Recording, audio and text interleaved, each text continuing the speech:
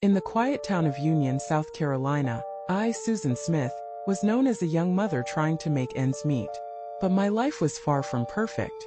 My marriage to David Smith was crumbling, and I was desperately in love with Tom Findley, a wealthy man who had made it clear he wanted nothing to do with the responsibility of children. I felt trapped, torn between my failing marriage and a chance at what I thought was happiness. One chilly October night in 1994, I made a decision that would haunt me forever. I strapped my two young sons, Michael 3 and Alex 14 months, into their car seats. As I drove towards John D. Long Lake, my mind was a whirlwind of desperation and misguided love.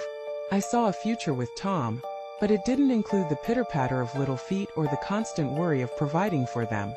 I parked the car near the lake's edge. The night was silent, except for the soft hum of the engine.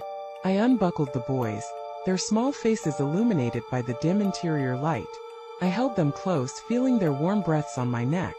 Then, with a heavy heart, I placed them back in the car and rolled it into the dark waters. I watched as the car sank, taking with it my most precious treasures. I felt a wave of relief mixed with anguish. I thought I had secured a future with Tom, but at what cost? I drove away, leaving behind a scene that would soon become a national tragedy.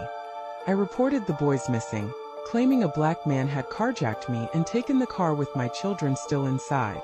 The town rallied, search parties formed, and the media descended. But the lie couldn't last forever.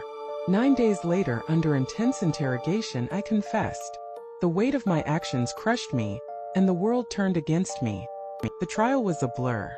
The prosecution painted me as a cold, calculating mother. The defense argued temporary insanity, but it didn't stick. I was sentenced to life in prison. The grief and guilt have been my constant companions ever since. Looking back, I see the monster I became that night. I let my desire for a man overshadow my love for my children. It's a mistake I can never take back, a pain I can never escape. My story is a chilling reminder of how far one can fall when love turns to obsession and desperation leads to tragedy.